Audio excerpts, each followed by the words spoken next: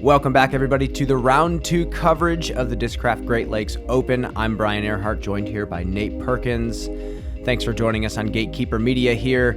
Nate, round 1 was a fantastic display of this brand new toboggan track. Some of these new holes are absolutely beautiful and challenging. We watched Drew Gibson carve the buzz all over the place. We watched a lot of different play styles yesterday.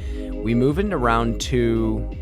The conditions are a little bit different than they were yesterday. Yeah, Brian, we've got a little bit more wind out of the northwest. It's still humid, but the tee pads and the fairways are considerably drier, and I'm expecting the scores to be a little bit lower for round 2. The wind did pick up a little bit as the day went on. Some holes greatly benefiting from it, and some holes definitely a lot more challenging because of it. So we will see, and let's jump into it and take a look.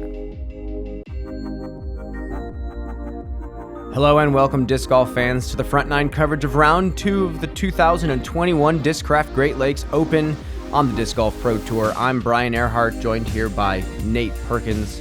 Yet again, we are diving back into the toboggan, Nate. I love this place. We've got a great card, Paul McBeth. Corey Ellis, a name that not everyone knows, but this man has played well at this course over the years, and he absolutely rips the disc, has a very unique approach to the backhand throw.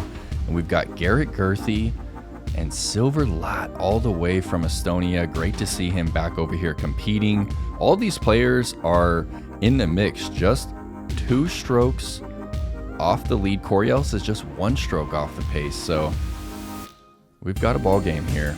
Anything can happen moving into hole number 1. We have the OB a little tighter than in years past. It feels like moving to this elevated basket, it's either a long turnover or a long forehand. And like you said, Corey Ellis is one of my favorite throwers of the disc. He's tall, lanky, athletic, and absolutely crushes with lots of spin. He's going with the sidearm. Look at the sidearm, too, from Corey.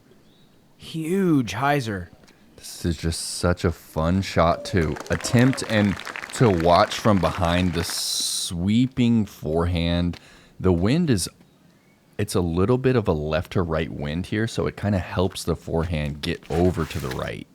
Garrett going lower turnover. That's got to keep coming. I think it... Wow, it is. Oh, he almost hits the base. What a shot from Garrett Gurthie. That turnover is so tricky because you're putting it out of sight so quickly. You have to trust your depth perception. Paul going with a much more textbook play. And this hole always seems further right than at first glance. You just have to keep swinging it back into the right. And Silver from Estonia has been on a bit of a tour across the U.S. this year. Has hit a few big events. Has one of the biggest and most clean sidearms in the world from what I've seen. Super compact. Can flip the disc, flex the disc. Yeah, almost no reach back at all with his forehand. And he rocks the 2-finger split grip. Yes. Which is very rare for the power forehand player.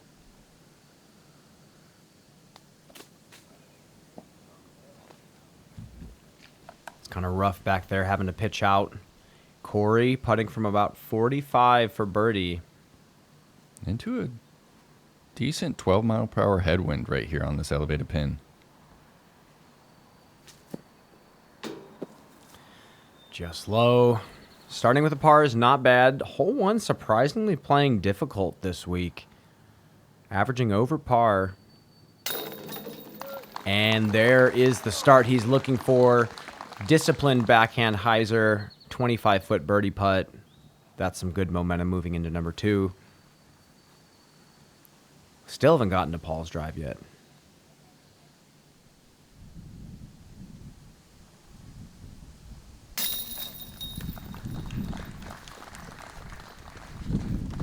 Is Paul throwing the force for those forehand shots, or his? So he flicks the force quite often, but the thing about Paul is He actually has a pretty good array of shot shapes with the forehand. He doesn't use them often, but if he does need to flip something up a little bit, I've seen him do it.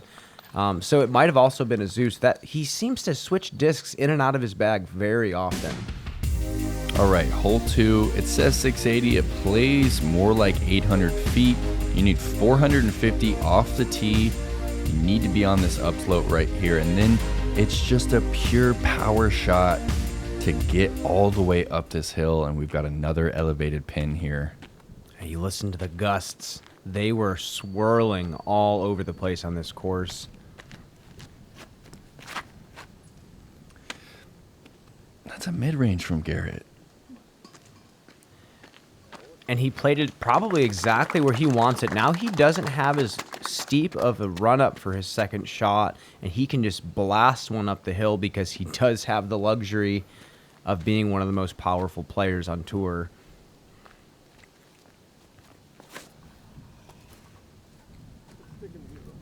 Paul doesn't like it, but it's going to cut roll back to the middle. He's going to have to throw something flippy and really nose up this hill. And here we go, guys. We're going to get a good look at Corey's setup. Watch him just stand. He just stands sideways at the back of the pad, and it's just 1, 2, into his X step.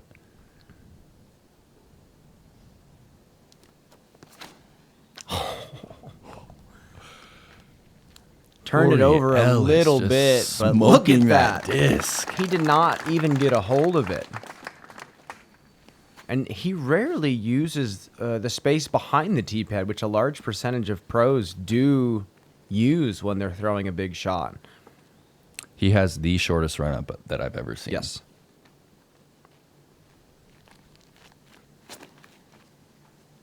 Silver showing off the shot shapes with the forehand. Look at this. And that's going to be fine. That's a big shot. Flat spot. He's going to have an Anheuser forehand. This is the strong legs approach shot.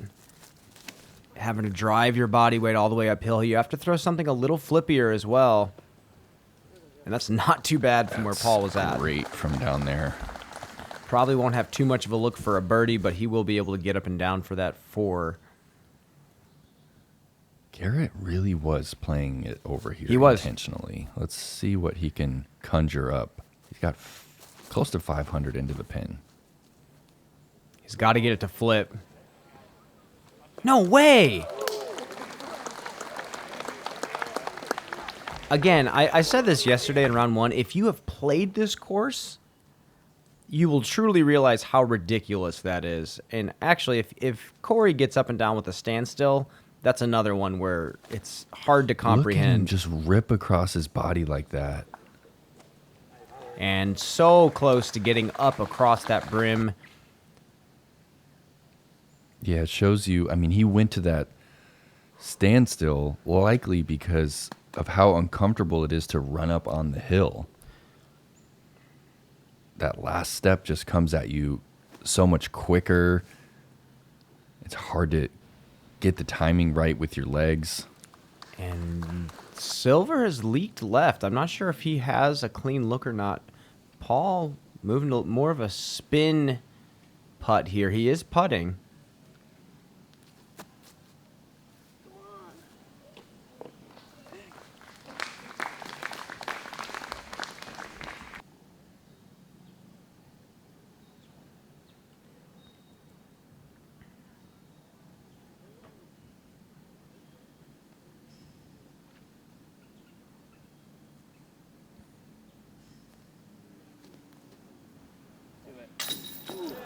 Wow. I didn't see what happened. And it's just impressive running that type of putt on the elevated pin. If you airball, you're going to pass the edge of circle 1 with that speed.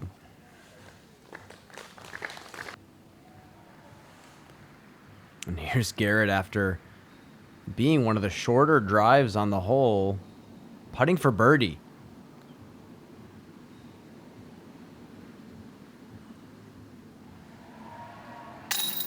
Oh, yes. Right in the heart. The world distance champion of 2021 is now showcasing that talent. huge, yeah, like you said, 450 to 500 foot hyzer straight uphill after laying up with what looked to be a mid-range. Unheard of. I did not know that that was his play. I didn't know that was anybody's play. I could guarantee you no one else throws a mid-range off the tee.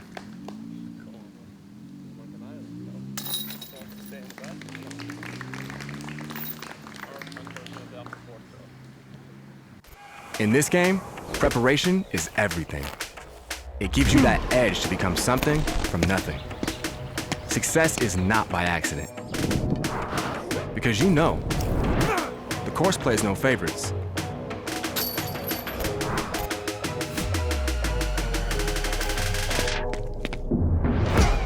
You know what it takes to be the best. In this game, detail matters. Idiosyncrasy. Hole number 3, 915 feet. OB down the left side, natural OB all down that right side. And when I say natural OB, I mean if your disc is going in there, you're not taking a penalty stroke, but you kind of wish you were able to and take it out of the woods. But this hole is tricky. But I've seen Garrett go aggressive on this. No way. Hyzer flip. It looked like it almost slipped out of his hand. That was so wide. It's still flying? Huh? Wow, Brian! Let's jump back here. Again, I've said this before about Double G's off arm. It works the way he brings it up because he slams it down like a lever.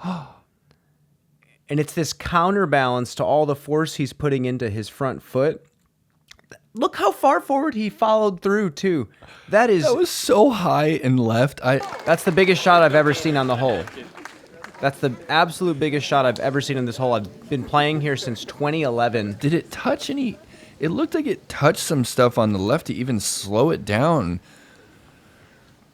What a treat it is to watch. Gurthie. And he's still throwing far after absolutely. all this time. Like, it's just incredible to watch.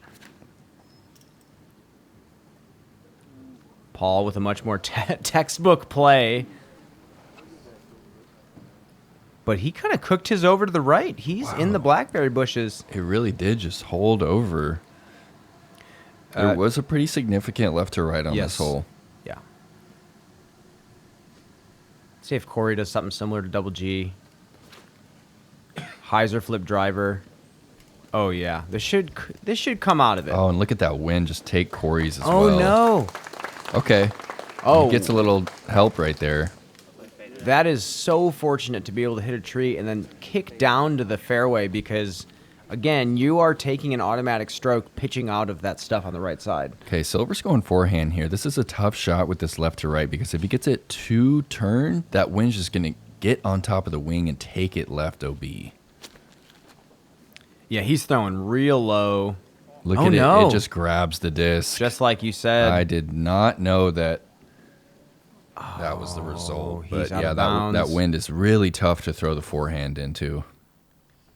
And now he has a long, long way to the basket. What a huge sidearm. Yeah, wow, that was huge. He's 45 deep of the pin.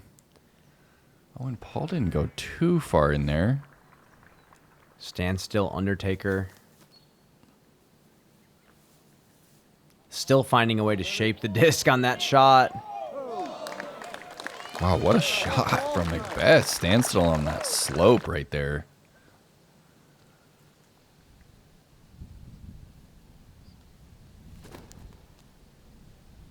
Corey just standstills His standstill everything. is... Like he almost standstills on the tee pad. He does, and... Just 2 steps. Might as well be one. Look at Garrett.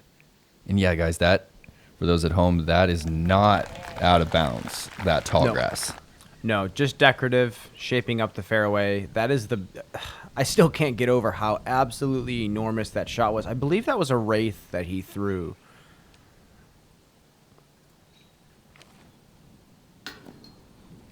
And that is unfortunately going to be a bogey for Silver after just cooking that drive left a bit too much.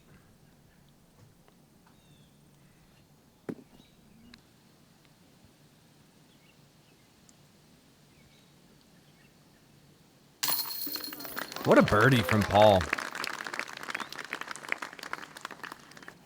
And I feel like that's a skill that you need to have to score well out here is those bad footing scrambles, that ability to control your body and stay balanced and manipulate something a little slower, flippier, to make up for the fact that you don't have as much forward momentum.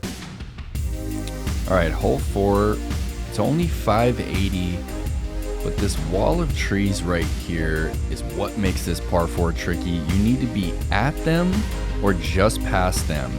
If you're short of them, the ceiling prevents you from throwing up this hill, and then the backside of this green is a steep slope, so you can't just jam it into that hill.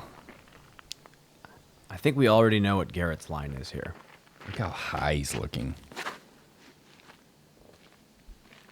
Oh yeah, that's well over that evergreen. Oh, he hits the tree, I believe, behind it. But still, not in a bad spot. He might have to opt for the forehand.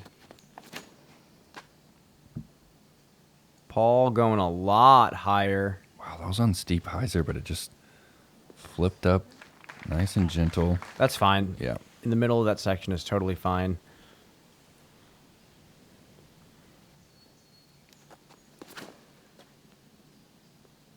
And he's going a bit more inside. Actually, not bad. That is a spot where he might have to look forehand roller. The ceiling is so low from back there. You kind of need to get in between those trees. Nice flex sidearm from Silver. If Oh, he that's a good spot for the sits, forehand. yeah, he'll have another sidearm up the hill.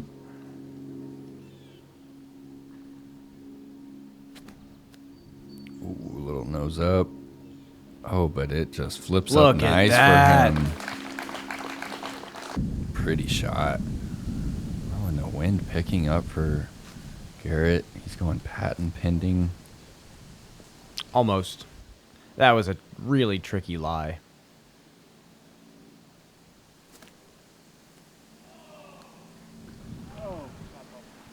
Puts himself at the edge of circle 1. Again, you saw the wind kind of slam that one down. This is tricky right here. Oh, he gets that gap. What a shot. Already shaping up to be a really exciting round for Yeah, this card. This is fun.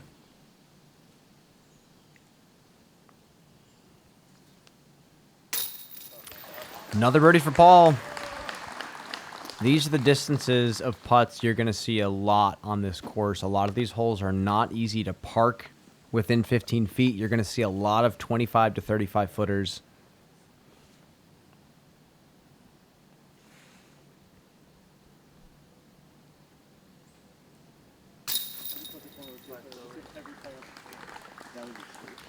Silver capitalizing on the forehand, gets his birdie moving into 5.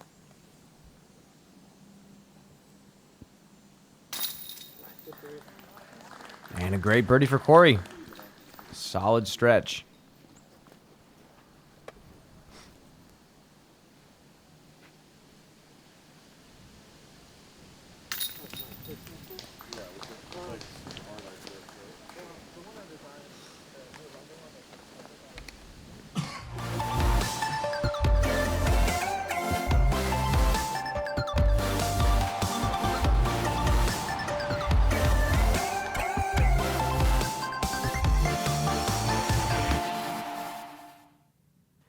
And as we move into hole number 5, again, one of the prettier holes that we've gotten to see all year, I want to make a quick fun fact and drop one on you.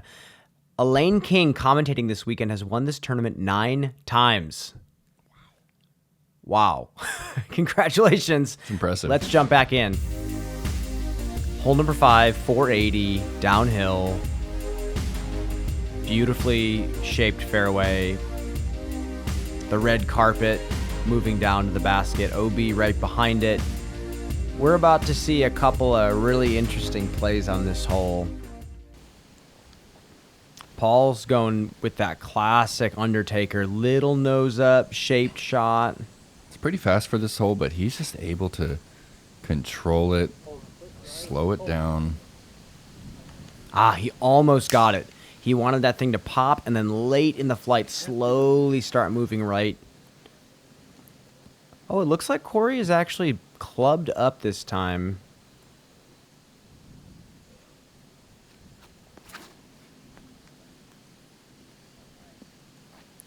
Wow, look at that burn over. He was throwing a Buzz SS. I'm not sure if it looked more like a driver that he was throwing here. That wasn't the Buzz? Couldn't quite tell looking at it. It looked like a mid to me, but I also didn't get that good of a look. He is down there putting for birdie. Here's Silver with the backhand. Oh, and that was a good angle, just a little left out of the hand. Rock 3 from Garrett. Oh, the slip. That's so unfortunate. I just want to watch him pipe it. And it looked like he might have snuck through quite a bit, so he might have a look at the basket, but still, it is not easy from back there. It's a freshly cut hole. There's a lot of brush off to the sides of the fairway. I think this is one of those holes, Brian, where anyone in the field could pitch this one up to the middle and play it for the 3. But because of how beautiful the hole is, it's so enticing to go for. It's right there in front of you. Almost no one is laying this one up for 3. Everyone wants to give this one a bid.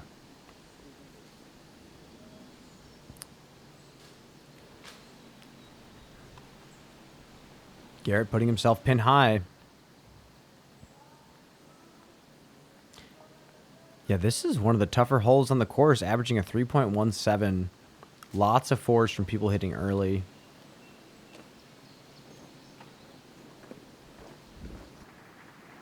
And here's Corey. Long look for birdie from about 60.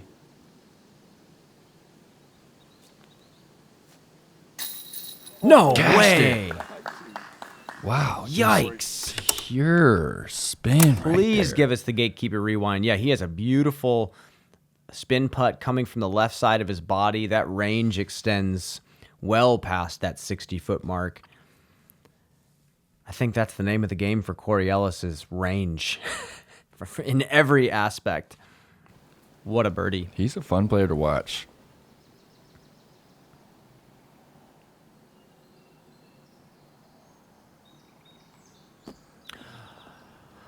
Silver luckily hits that log, keeping him at about 15 feet. Circle 2 putt for par here for G. Just off the It's top. on line. And you had said it yesterday. It's the band on these Chainstar Pros is not It's not big. big. It's not big, so to hit it just feels that much worse. Paul tapping in an easy par. What a birdie from Corey Ellis.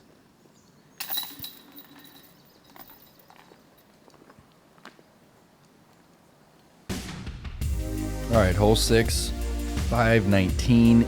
The landing zone is only 330 or so, maybe a little less to be in position. You've got a pretty tight window as we approach the green, moving from left to right. There's a little hill right in front of the tee pad that kind of makes the Anheuser shot a little tricky. You can't give it too much angle or it'll cut roll when it hits the ground. That's a beautiful shot. Even that kind of cut rolled a little to the left. He's going to have to throw some sort of chop sidearm. It didn't get quite enough distance. Still birdieable from back there. Paul going hard Anheuser too, and this looks great. That was a much more overstable disc than I thought. He is in prime position. He might even be able to flick a zone from there. Oh, that's as far as I've seen one up there. That's what I kind of like about this hole. This tee shot is shapes up for exactly what Paul threw, but you can birdie it going mid-range turnover, mid-range turnover. Like exactly like Double G is about to do. Smooth little down tempo. He is pretty far back. Yeah, that was a little short. Yeah, there's another rock in his hand.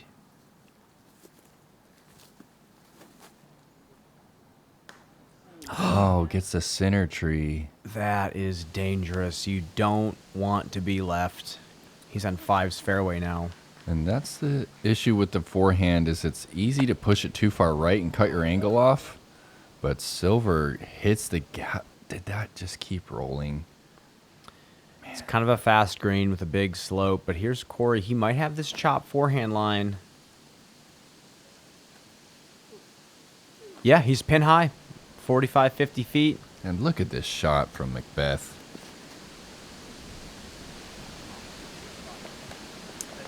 And what I love about what Paul just did is, you know, I speculated he was going to flick a zone, but he called me out and said, the slope of this green shapes up for me throwing the putter backhand. A little bit more technical shot, but the percentages of good luck are a lot higher. Yeah, it's a good point, Brian. Ooh, and Silver just a little right again, and he's going to pay the price.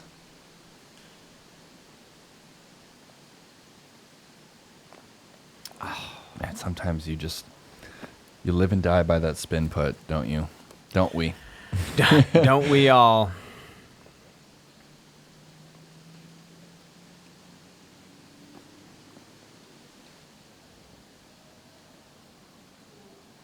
For birdie. No way. He hit that so hard. That's 3 in a row for Corey on some really solid putts. And that's a steep drop behind the pin here. Just put it on the heart. And a textbook birdie from McBeth. He's looking great today. He's making a move on the leaders. Kev Jones is firing off from the 4th card, but Paul is now 4 under through 6.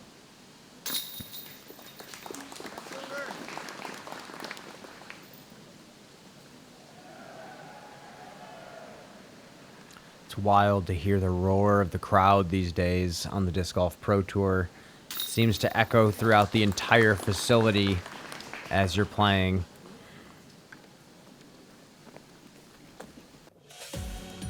The Destroyer is essential on tour. One of the most versatile distance drivers in Innova's lineup. The new Halo plastic is probably the prettiest plastic that Innova has in their lineup. It makes for a really cool disc to bag. Very confident in throwing the Destroyer and keeping it in bounds at far ranges.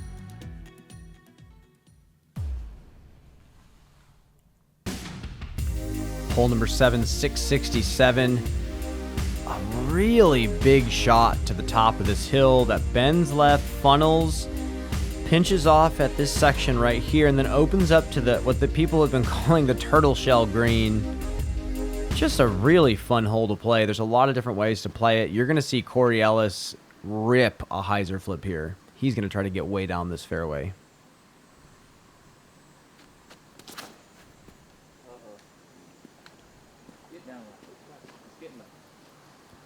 And hyzer flip it did, but he is way off to the right. I don't know if birdie is in the picture now.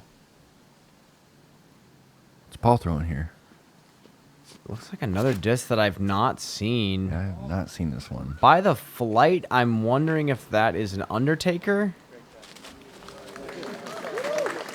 What a shot. That was a beautiful shot. Let's actually jump back to Paul's form. Again, I've said it so many times. His form has quieted down over the years. His upper body doesn't do that giant pump like he used to do when he was with Innova. Much shorter and so compact. And he, I think, relies on his knowledge of shot shaping and just snapping the disc and letting it do the work for him. It's going to allow him to play the game for a long, long time.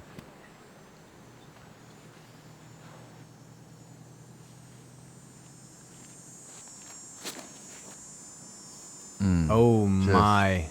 Rolled that wrist a little too much. That left side is not pretty. He's going to have to even pitch up to the top of the hill. Hopefully he hits something. Ooh, Garrett going wraith here. Look how gentle that's. Love it. Thank you. I will say I did outdrive Double G with my shot, so I will have that claim to fame, although he is on the chase card and I am not. Sick, Brian. Moving That's a on. big shot. Oh, forehand roller here. Silver's going to be off to the right side. That spot is pretty... That's okay. He'll be able to get up and down from there.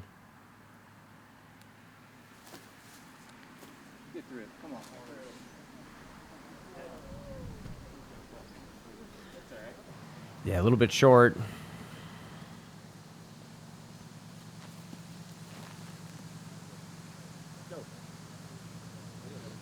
Oh, yeah. Textbook play from Garrett. Paul throwing a Luna here. Wow, look at that. Just burn over. Oh, my. That was a kind of an uncharacteristic shank. Not sure what he did there. He's still putting for birdie. Give us another one, Corey.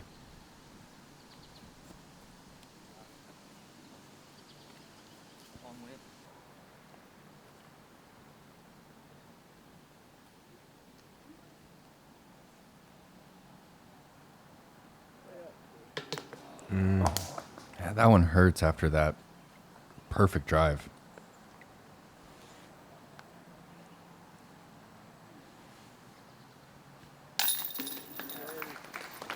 After two bogeys in a row, Garrett snagging the birdie, slowly undoing those strokes.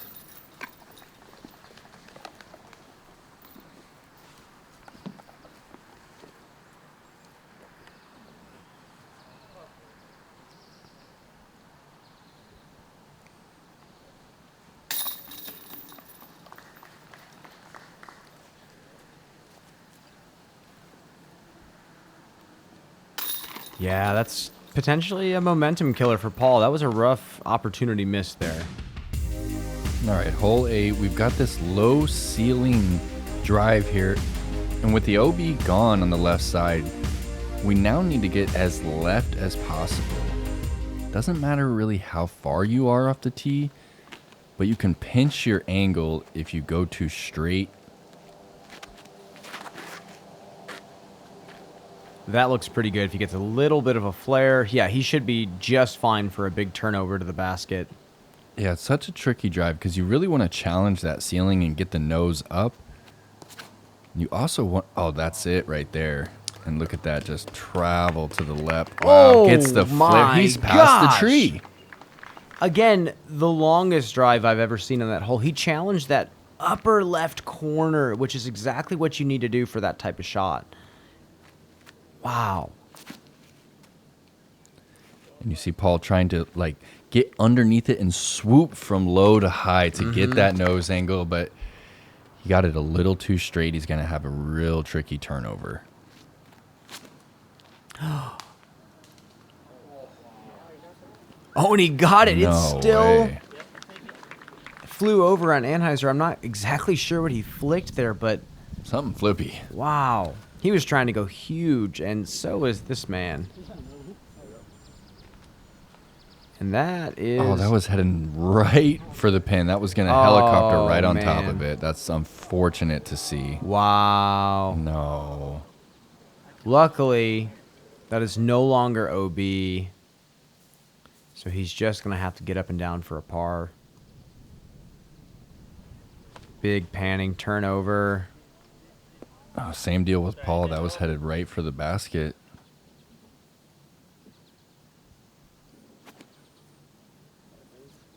That's a great spot to be for Silver. Putting for birdie from about 20. Where did Corey's drive go? Past that tree, Brian. I've never seen it. He's flicking a zone He's on this looking at second the shot. pin. Oh my gosh.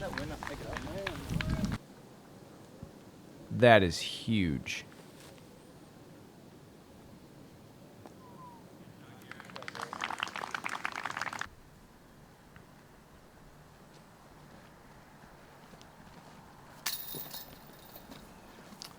He's had a lot of 40, 50 footers today.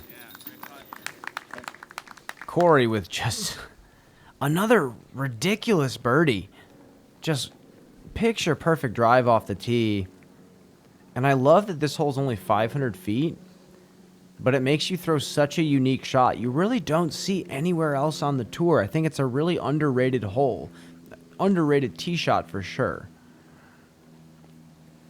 And I can't recall ever seeing a forehand off the tee either. And I think that's the optimal distance play, too. If you can get that flex up the hill, I think Silver was on to something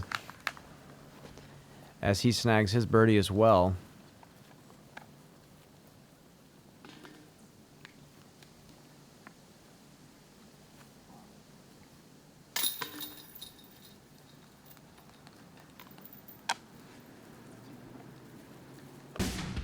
And we move into number 9. This is a hole that's talked about quite a bit by a lot of players and commentators alike. I will make the note here. This canopy does seem to block a lot of shots. What I have seen is shots that are within 3 feet, 5 feet of the tops of these trees straight ahead have a much better chance of getting under the canopy. So you really have to challenge these trees. If you're going really high, that's when you're playing the slot machine and just hoping you sneak through. And Corey has snuck through, but he is pin high about 40, 45. Push that one a little too straight or right, however you want to look at the angle. I feel like that's okay. No, that's Or is it a little too inside. left? It's hard to tell from this angle, but oh wow, okay. He did it. They love it. I love it. And this is the gamble here. This is so high.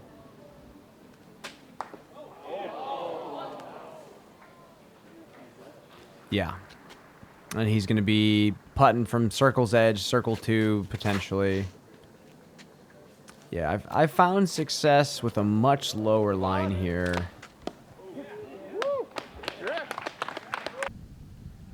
It is a fun hole to watch Yes. from the green, though, to see how the discs react when they get to that canopy.